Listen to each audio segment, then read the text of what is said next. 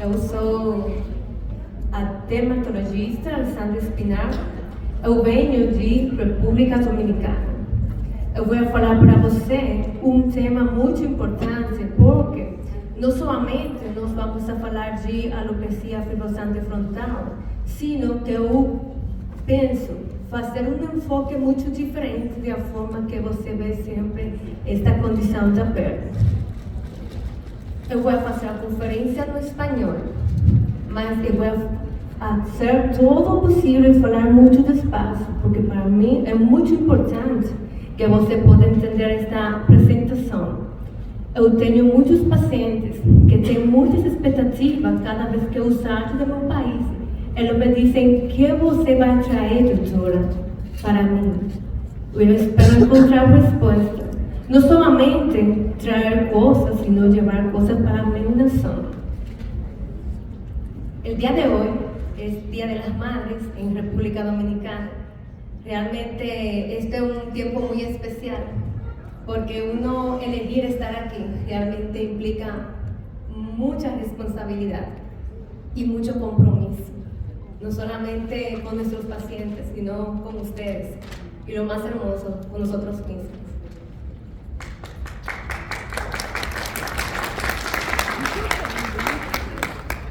Yo no tengo ningún conflicto de interés con esta conferencia. Sin embargo, más que conflictos de intereses personales o particulares, pienso en la palabra compromiso.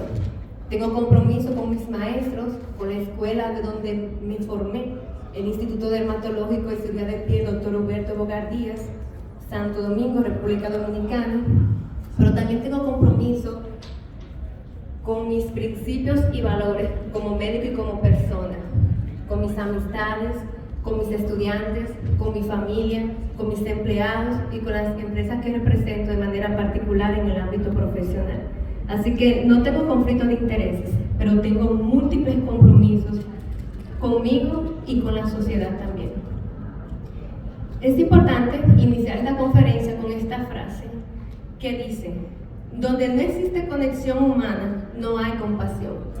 Si nosotros no meditamos en esa palabra, compasión, realmente esta conferencia de alopecia fibrosante frontal no tendría ningún sentido, porque tendríamos nosotros que tener la capacidad de poder sentir, de poder estar en el cuerpo de las pacientes y los pacientes que presentan esta condición. No es tan sencillo decir que no sé lo que voy a hacer porque no tenemos tanto, pero por lo menos que seamos nosotros acompañantes y ayudadores de esos pacientes que solicitan un servicio a cada uno de nosotros. Yo siempre hablo de esta enfermedad como la enfermedad de las 3 esperanzas. Y es que, en verdad, la alopecia fibrosante frontal es una condición donde hay poca esperanza de evitar que esa paciente realmente tenga una detención de la condición después que nosotros hagamos el diagnóstico. Pero tiene la característica de que no hay ninguna esperanza técnicamente de revertir lo que ya ocurrió a nivel folicular y a nivel de la piel. Pero lo peor es que siempre tenemos la esperanza de encontrar otras alteraciones, otras enfermedades que podrían estar causando esa paciente. Ese es en el caso que el primer día que tuviéramos la primera consulta no la hayamos encontrado.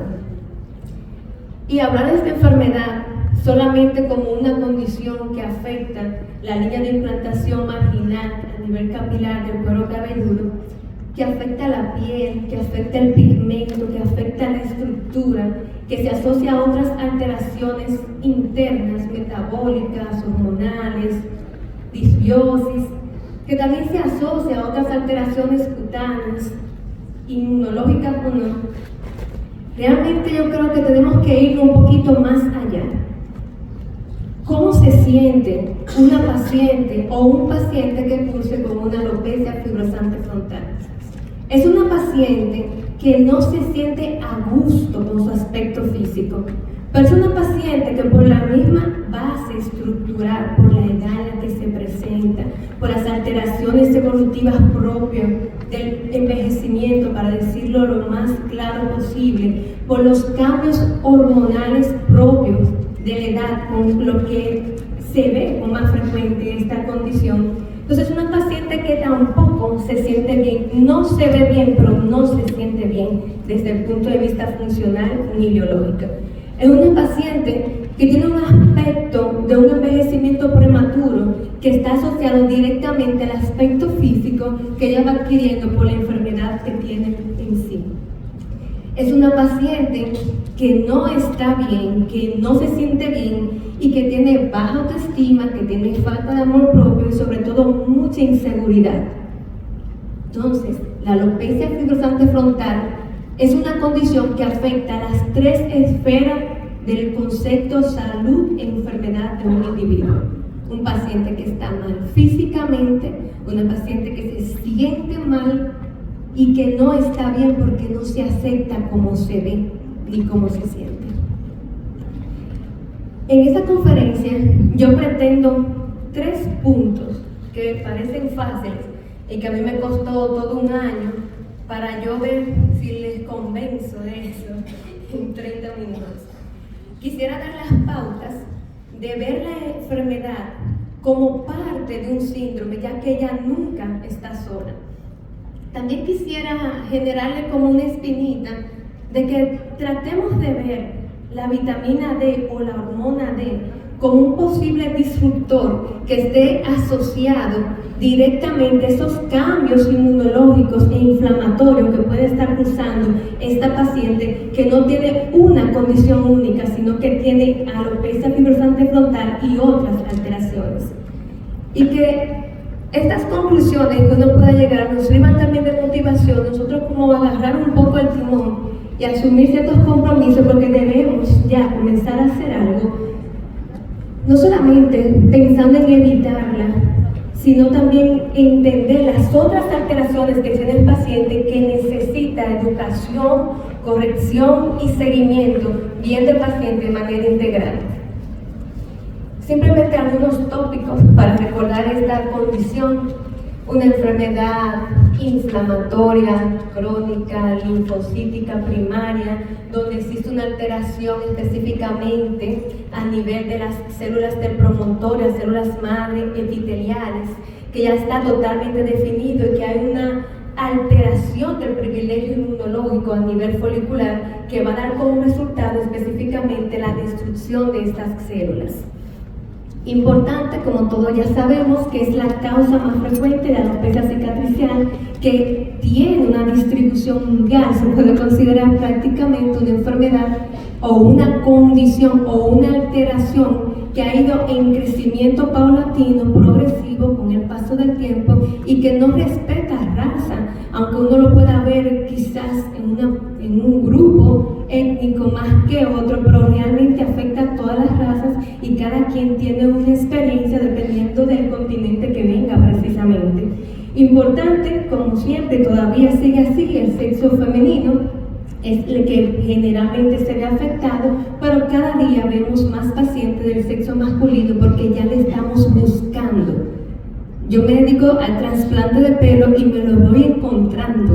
Me lo voy encontrando a veces en la propia ignorancia antes, porque veía entonces situaciones que no me las esperaba, pero después la voy entendiendo, porque un paciente posquirúrgico de trasplante de pelo podría tener características similares a una alopecia fibrosante frontal y tú te quedas pensando quién fue primero, quién indujo a quién. Muy importante con respecto a la edad, que también es un factor que en los últimos años se ha ido modificando, ya que esta condición antes era denominada como una alteración propia de la menopausia, pero ya no es así. En los libros destacan jóvenes de 23 años de edad como casos de los más jóvenes descritos en los libros, pero uno que ya lo anda buscando, uno puede ver casos de pacientes de 18, 19 años de edad con alteraciones que son sutiles de alopecia fibrosante frontal y y que nosotros ya tenemos que tenerlo en cuenta, y más en aquellas pacientes que tienen ciertas comorbilidades para presentarle en el futuro. Y a veces uno se pregunta, ¿es que estamos diagnosticando demasiado?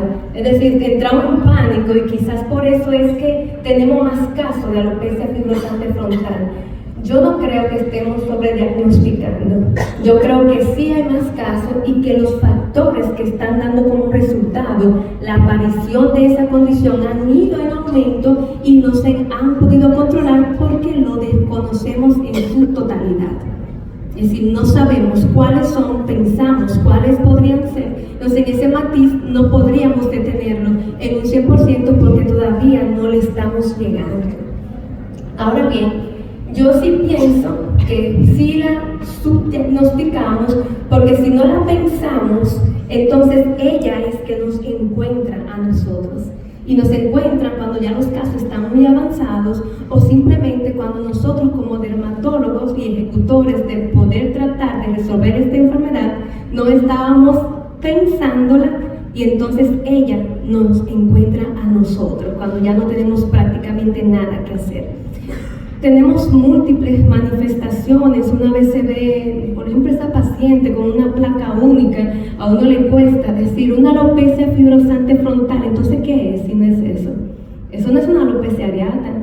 Es decir, ¿qué es entonces? Sí, tenemos diferentes manifestaciones clínicas y no es tan un patrón estándar de que sea marginal a nivel frontal o frontoparietal, sino que cada día tenemos que aceptar nuevas manifestaciones o diferentes manifestaciones de una misma condición.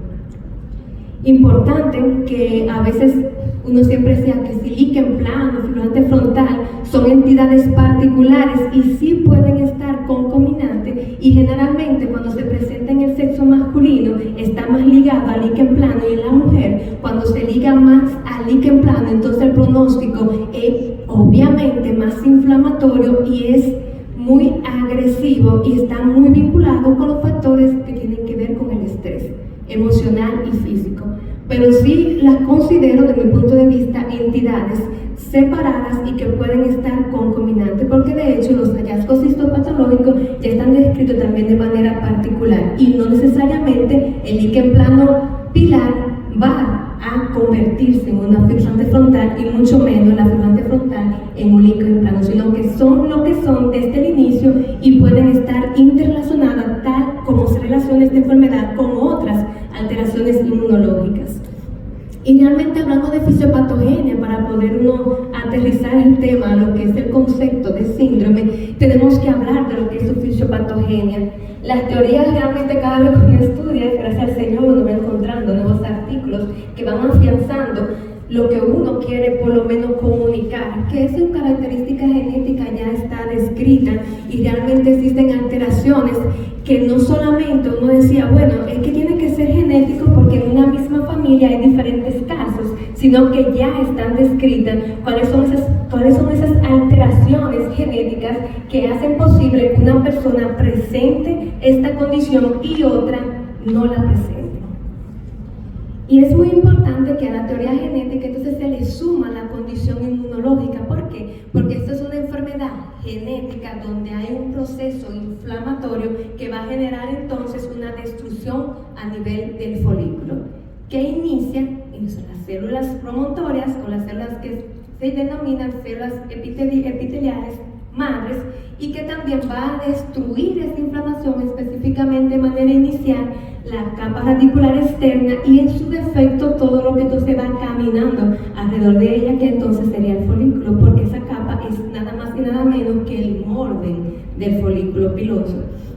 Importante que cuando hablamos de su fisiopatogenia, entonces desde el punto de vista inmunológico recordamos que de manera normal hay un privilegio inmunológico y entonces esto tiene que estar totalmente en armonía para que no ocurra algo diferente de lo que se espera.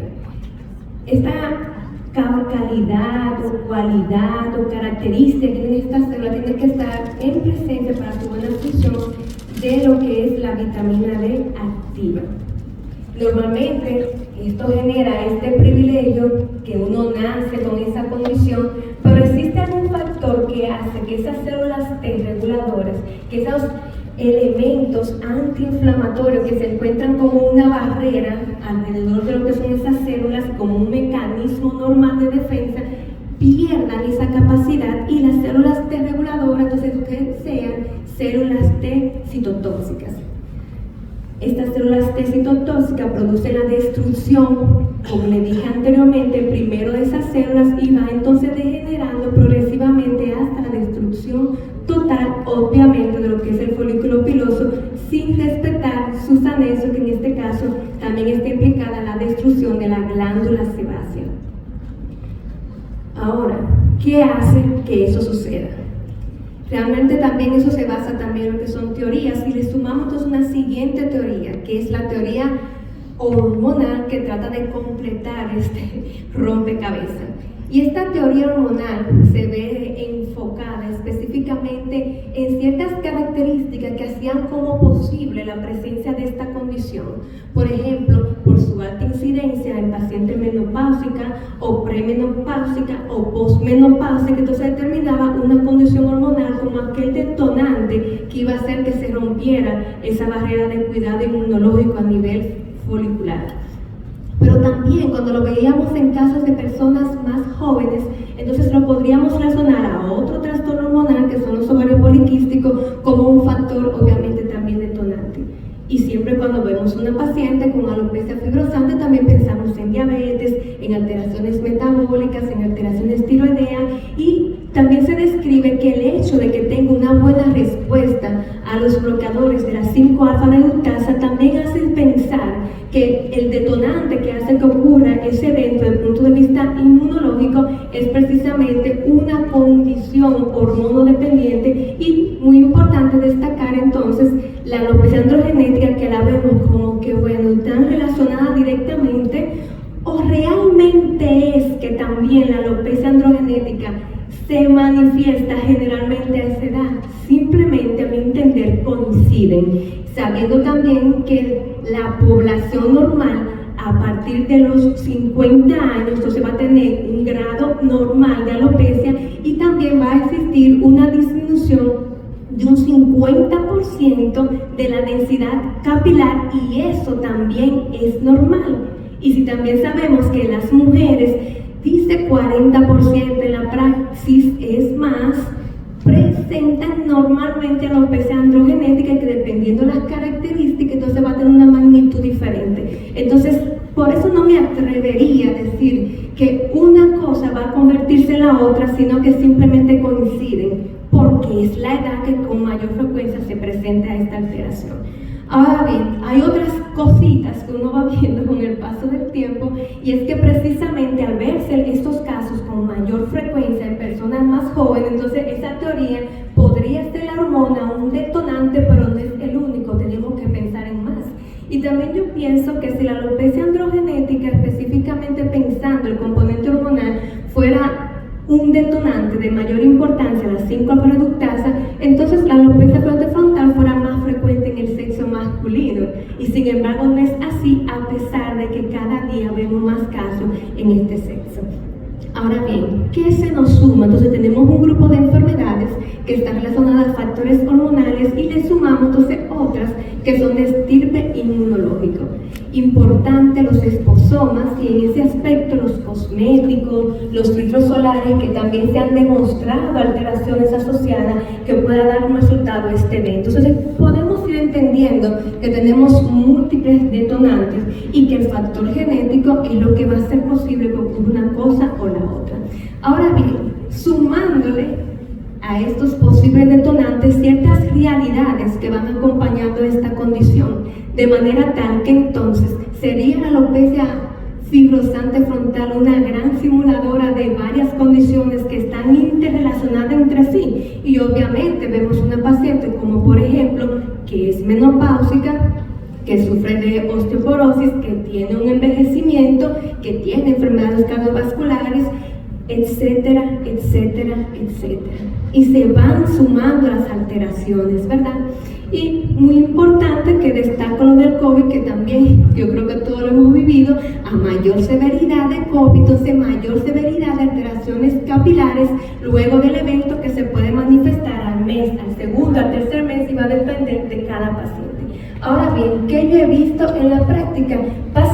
tenía sí una alopecia fibrosante frontal no diagnosticada y que luego de un COVID severo entonces tuviera un acelerador, que una paciente te dice, y es verdad que tienes 6 meses con esto. Es decir, a esa magnitud de perder 4 dedos en ese tiempo, cuando uno no lo espera con esa característica y en ese tiempo, y lo que tiene esa paciente como antecedente, un COVID que le dio con características importantes de severidad. El estrés oxidativo, el glutatión, los esposomas, claro, todo es importante. Ahora bien, todas las enfermedades y alteraciones que yo les acabo de mencionar generan la condición. Yo creo que no la genera. El problema, yo entiendo, conforme a lo que les estoy explicando, es que un paciente con una condición genética propicia, cuando se expone a los esposomas, pensando en ello, no solamente el medio ambiente, no solamente la polución, sino que lo que ingerimos, cómo dormimos, a lo que nos exponemos, que la luz visible, que la melatonina, que cómo dormimos, que cómo estamos, que estamos inflamados, que no comemos alimentos reales. Entonces ese paciente va a tener una predisposición inflamatoria que va a generar esas alteraciones que ya le mencionamos y que la genética es la que va a decir cuál es cuál en el momento que se va a manifestar. Entonces teóricamente la misma condición que genera esas enfermedades entonces genera la alopecia fibrosante frontal como una manifestación sumándose a las alteraciones antes mencionadas. Son muchas flechas, son muchas cosas, pero simplemente es que son detonantes con un factor genético de base que lo hace propicio. Entonces, pensando ya en todo punto, ¿existe un denominador común en todas estas alteraciones? Y realmente sí. Cuando nosotros pensamos en esta pandemia, que es el déficit también a nivel mundial de lo que es de la vitamina D, y pensando nosotros también lo que es el concepto de valor óptimo y de valor suficiente, está descrito que 30 es suficiente para las funciones que tienen que ver con los huesos, pero no es suficiente para lo que son las necesidades metabólicas celulares. Recordando todas estas funciones tan importantes que tiene la vitamina D y todas estas enfermedades que también se han ido aumentando conforme a esta alteración. ¿Y qué hace la vitamina D en el sistema inmune? Muchísimas cosas, sin embargo, simplemente para destacar su gran influencia que tiene en lo que es tener controlado los linfocitos T citotóxicos y también evitar lo que es la inflamación. Y eso está descrito científicamente hablando. Entonces, cuando hay una alteración, entonces podríamos entender que ese disruptor, que también genera otras enfermedades internas, podría también ser considerado como un disruptor para lo que es la alopecia fibrosante frontal. Ahora, si el paciente o la paciente tuviera la vitamina D normal, ¿no tendría fibrosante frontal? No necesariamente. Todas las pacientes con alopecia fibrosante frontal podrían tener un déficit de valores óptimos de vitamina D. De 20 pacientes, que los últimos que vi este año, las 20 no tienen valores óptimos. ¿Y cuál es el valor óptimo? Está descrito por diferentes autores, específicamente por las sociedades de endocrinología, que el valor óptimo es de 40 a 60. Algunos podrían decir de 40 a 50, pero el óptimo no es 30. Entonces, ¿cómo nosotros hacemos entonces las medidas? Porque yo misma cuando hacía mis estudios ponía normal y cuando estaba por debajo de 30 era que yo pondría el valor para correlacionarlo. Pero si es así, esa cohorte no es válida, porque yo estoy tomando una medida que está inadecuada para yo tomar una decisión o para yo hacer una conclusión que no está descrito en los libros. Entonces, esa es una consideración importante que tendríamos que tener en cuenta de ahora en adelante, y que no es un solo disruptor, sino que tomarlo en consideración por ser un disruptor de todas esas enfermedades que ya están descritas. Y lo más importante es que se ha determinado que sí, que estos pacientes, para poner un ejemplo, el lupus, cuando no tienen los valores óptimos de vitamina D, tiene más recidiva, tiene peor pronóstico. Y si nos vamos al cáncer, también en los estudios ya se ha detallado que se ha relacionado una mayor comorbilidad y mortalidad en aquellos pacientes que tienen déficit de vitamina D, y eso es cualquier tipo de cáncer. Y si vamos indagando en cada uno de los estudios que se van haciendo, y uno ve en la vitamina D cuántos estudios hay de todas esas enfermedades, y cuando tú investigas la alopecia fibrosante frontal, encontré uno y me la descartó. Eso fue lo que pasó, me lo descartó. Un estudio con pocos pacientes, y como al igual lo que yo he hecho, con una cohorte con respecto a los valores normales que no son apropiados para nosotros tomar conclusiones de ese tipo. Ahora, ¿cuál es mi hipótesis?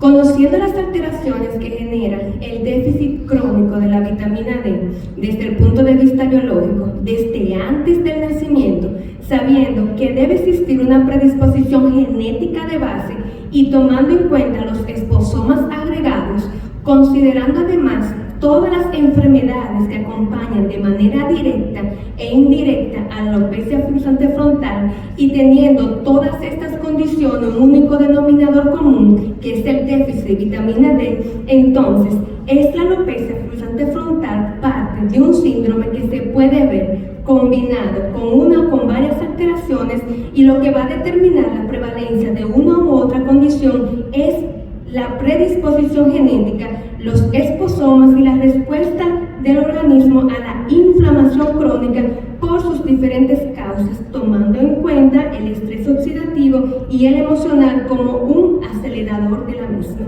Entonces, viendo la alopecia fibrosante frontal como parte de un síndrome, yo considero que debemos dejar de estar buscando solamente la enfermedad que está detrás de ella, sino que comencemos a ver esas enfermedades, esas comorbilidades en nuestra consulta y salir a buscarla a ella.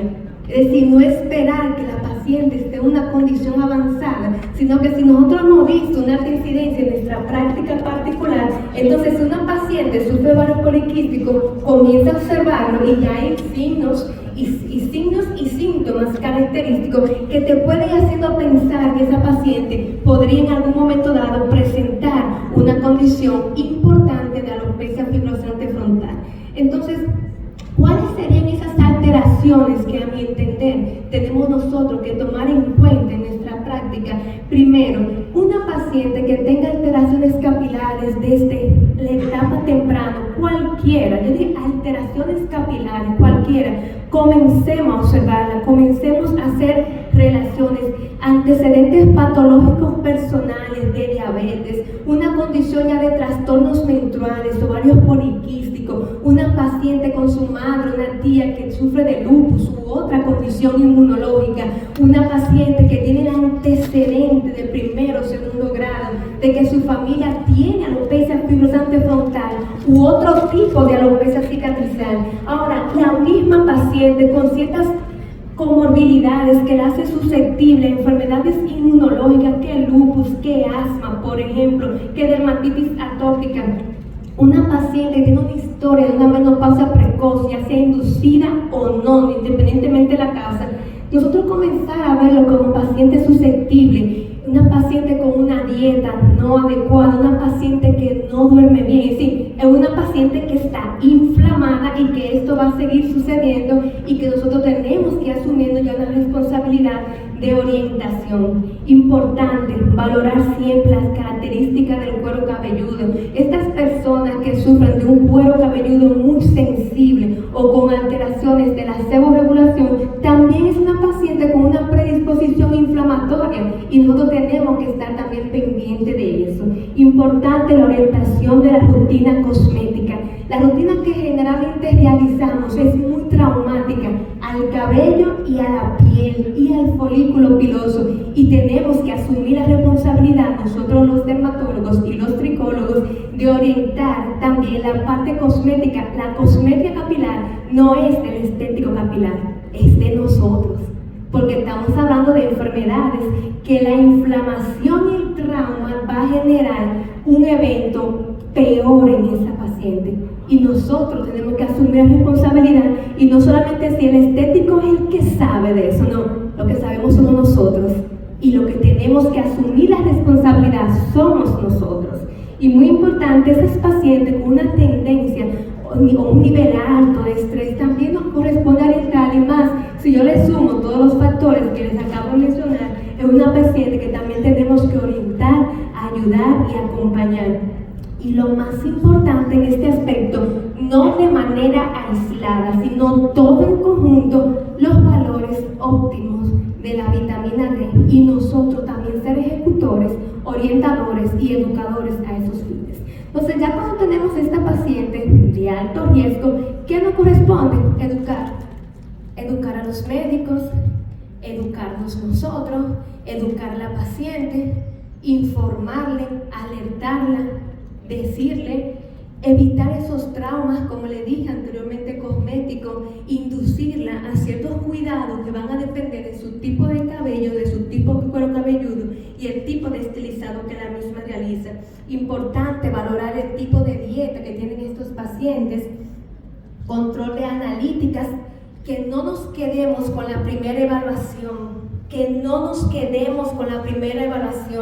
Los expedientes se actualizan, la historia clínica se actualiza, la tricoscopía se actualiza y la evaluación física también. Importante que no existe una causa a nivel capilar única para nada.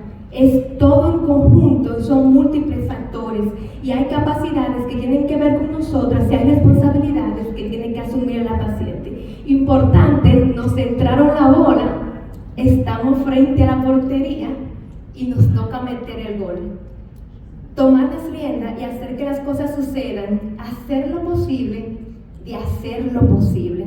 Muchísimas gracias y les invito a nuestra operación.